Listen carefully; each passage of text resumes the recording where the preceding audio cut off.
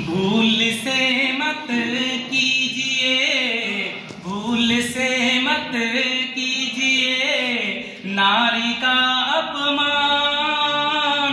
नारी जीवन दुखदायनी है, नारी है वरदान रे भैया, नारी है वरदान।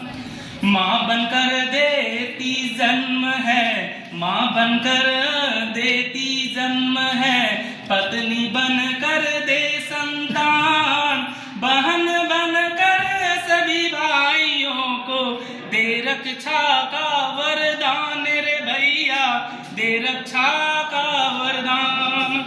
जीवन भर छाया करे, जीवन भर छाया करे, नारी है वृक्ष के समान रे भैया, नारी है वृक्ष के समान।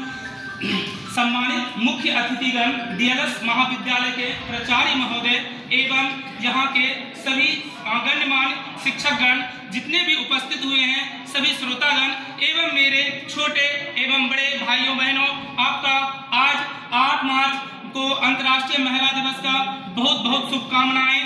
तो इतिहास हमसे चीख चीख कर यह कहता है, इतिहास हमसे चीख चीख कर यह कहता है, सारे युगों में स्त्रियों के साथ दुर्व्यवहार हुआ है, सारे युगों में स्त्रियों के साथ दुर्व्यवहार हुआ है। चाहे बात करें सतयुग की या कलयुग की या द्वापर युग की या त्रेता युग की, इस पुरुष प्रधान समाज ने महिलाओं का हमेशा दमन किया है, उसे अपने से हमेशा कम समझा है। उदाहरण स्वरूप द्वापर युग में द्रौपदी के साथ हुआ दुर्व्यवहार समाज के लिए एक कलंक से कुछ कम नहीं है दोस्तों। सीता जैसी देवी को देनी पड़ी है अग्नि परीक्षा, जबकि इस पूरे ब्रह्मांड को चलाने के लिए भी आदि शक्ति की जरूरत पड़ती है। बड़े से बड़े राक्षस राज को समाप्त करने के लिए भी नारी शक्ति का आवाहन किया गया है दोस्तों। अपमान मत करना नारियों का, अपमान मत करना नारियों का, इनके दम पर जग चलता है, इनके दम पर जग चलता है। पुरुष जन्म लेकर भी इन्हीं की गोद में पलता है, पुरुष जन्म लेकर भी इन्हीं की गोद में पलता है। इस पूरे संसार में जितना महत्व सूर्य का है, उतना ही महत्व चंद्रमा का भी है। एक ओर सूर्य अपनी ताप से पूरी भूमि को गर्म करता है, तो दूसरी ओर चंद्रमा अपनी शीतलता से पूरी पृथ्वी को शीतल कर देती है। जिस प्रकार दिन और रात दोनों ही पूरे संसार के लिए जरूरी है दोस्तों, उसी प्रकार इस संसार को चलाने के लिए ईश्वर ने स्त्री एवं पुरुष दोनों को ही समान रूप से वर्णित किया है। किसी पक्षी के एक पंख नष्ट हो जाने पर खुली आकाश में वह सैर नहीं कर सकती, उसी प्रकार बिना स्त्री पुरुष के इस संसार को चलाया नहीं जा सकता है दोस्तों। परंतु समय समय पर पुरुष प्रधान समाज ने स्त्रियों के अधिकार का दमन कर दिया और उसे पंगु बना दिया। वैदिक काल से जैसे समय आज भी हमारे इतिहास के पन्नों में दर्ज है दोस्तों, जहां स्त्रियों एवं पुरुषों को समान अधिकार प्राप्त थे, परंतु कुछ शासकों ने अपने शासनकाल के दौरान इसकी व्यवस्था को ध्वस्त करने की कोशिश की। उनकी शिक्षा व्यवस्था को काफी ध्वस्त कर दिया। न केवल शिक्षा व्यवस्था को, वरन उनकी जो समानता का अधिकार था उस पर भी वंचिता धारण कर दिया गया। संसार के रंगमंच पर ऐसी भी कई समाज सुधारक, विद्वान, क्रांतिकारी, देश प्रेमी, आदर्शवादी एवं समान दूरदृष्टि रखने वाले विद्वानों का भी जन्म हुआ है, जिन्होंने स्त्रियों की दुर्दशा को सुधारने में अपना पूरा जीवन व्यतीत कर दिया दोस्तों। ऐसे विद्वानों में राजा राम मोहन राय, ईश्वर चंद्र विद्यासागर, ज्योतिबा फुले, पंडिता रमाबाई, महात्मा गांधी, दयानंद सरस्वती और न जाने कितने ऐसे लोग जन्म हुए जिन्होंने स्त्रियों की दुर्दशा को सुधारने के लिए अपना पूरा योगदान दिया है। क्या हार में क्या जीत में, क्या हार में क्या जीत में, किंचित नहीं भयभीत में, कर्तव्य पथ पर जो भी मिला यह भी सही वो भी सही, वरदान नहीं मांगूंगी, वरदान नहीं मांगूंगी, हो कुछ पर हार नहीं मांगूंगी, पर हार नहीं मानूंगी। पितृ सत्ता समाज हमारे देश के विकास में एक बहुत बड़ा बाधक है दोस्तों।